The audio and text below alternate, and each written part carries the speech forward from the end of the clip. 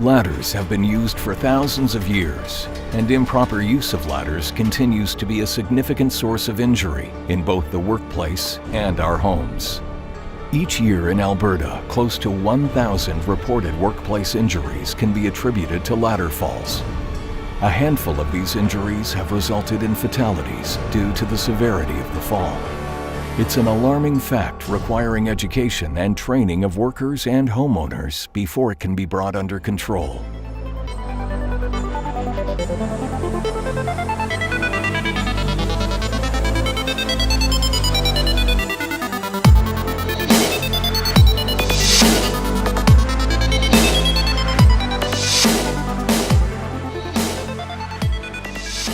Some common hazards associated with the use of ladders include slips, trips and falls, ladder tip-over, electric shock, ladder defects due to damage, ladder failure from overloading, and improper setup and use. In order to understand the risks associated with using ladders, it is necessary to be able to identify the different types of ladders, their appropriate uses, and how to adequately inspect them. Consider the ladder height required to safely perform your task. Recognizing that different ladders have different applications, choosing the right ladder for the job is an integral part of ladder safety. Another issue to consider is your body weight and the additional tools you may have securely attached to your tool belt. All ladders should clearly identify the maximum load they can carry. There are a number of different types of ladders you may encounter on a job site. They come in a variety of designs for different purposes and applications. They are manufactured from a variety of materials, including wood, fiberglass, or metal. Whenever working around energized sources, metal or aluminum ladders should never be used. Instead, ladders constructed of non-conductive materials should be utilized. Electrical sources not only pose a higher risk of shock if direct contact is made between a ladder and a source, but also increase the chance of electrical arcing as well. It is critical to understand that all ladders must meet OH&S, CSA, or ANSI standards before they are allowed on a job site. All ladders need to be inspected before each use for any defects. When performing a pre-use inspection, the following items must be considered. Look for damaged side rails, rungs, and supports. Look for bent or corroded metal, cracks, warping, and malformations. Check the rungs and steps to see if they are loose, missing, or broken. Confirm that the spreaders and locking devices are correct and operational. Make sure rungs and feet are non-slip, and ensure that nuts and bolts are tight with the feet secured. In all cases, if the ladder is damaged, tag and remove it from service immediately. If you encounter a painted wooden ladder, it must be taken out of service and not used. Paint can disguise and hide cracks, making it difficult to properly assess the condition of the ladder. Step ladders are frequently used and common on most sites. When you follow some simple practices, the chances of injury to yourself or a coworker can be greatly reduced.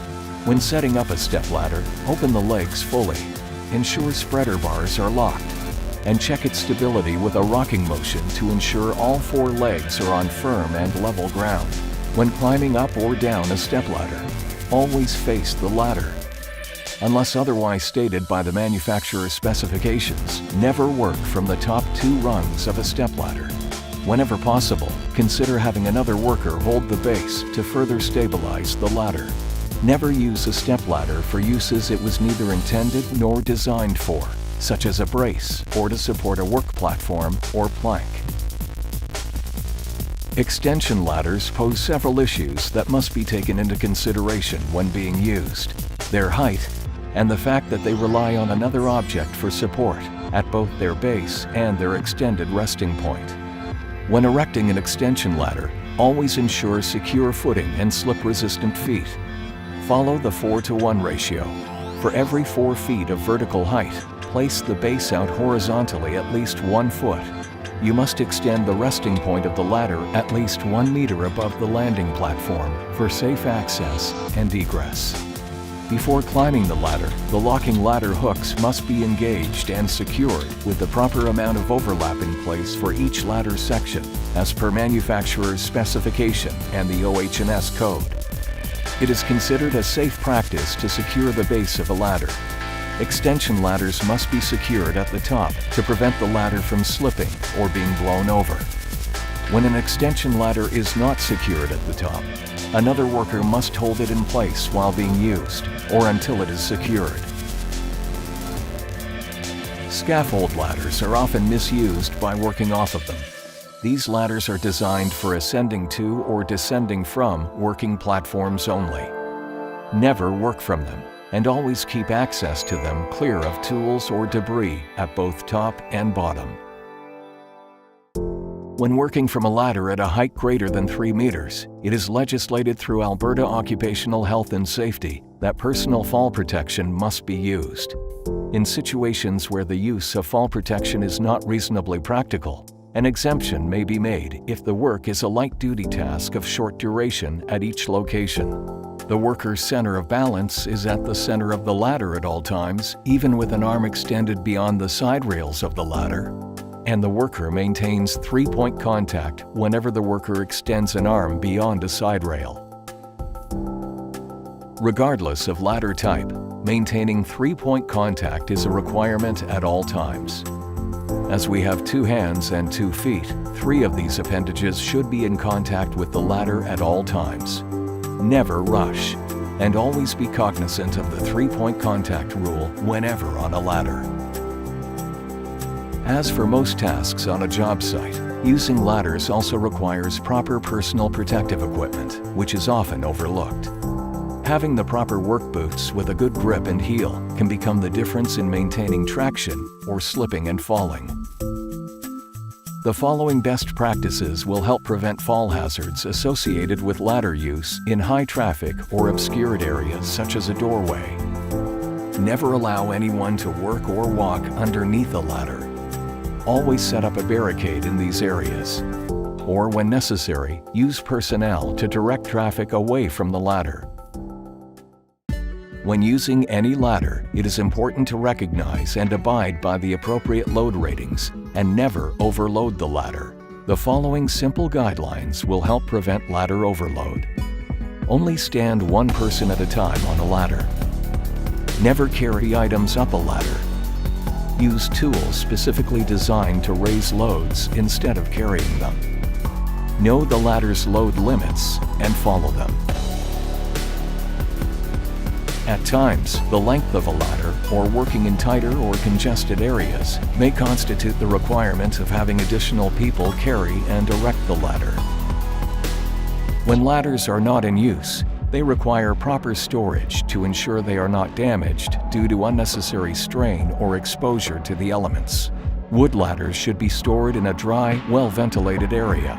It is a best practice to store all ladders horizontally and not have anything stacked upon them which could compromise their structural integrity. Ladders stored vertically must be secured to prevent toppling. Whenever ladders cannot be used safely, there are always other options available. When erected and maintained by trained and competent personnel, scaffolds provide a viable option for long-term use and provide a good work platform. For those properly trained and competent in their use, elevated work platforms such as scissor lifts or boom lifts also offer a reasonable option other than ladders. As with ladder use, these options also come with their own inherent risks and must always have those potential hazards evaluated. While ladders are a common tool in our everyday lives, their safe use requires the user to possess the knowledge of inspection, selection, and demonstrate the proper safe use of ladders. Utilizing this knowledge will help ensure that ladder safety is taken to new heights, both in the workplace and our homes.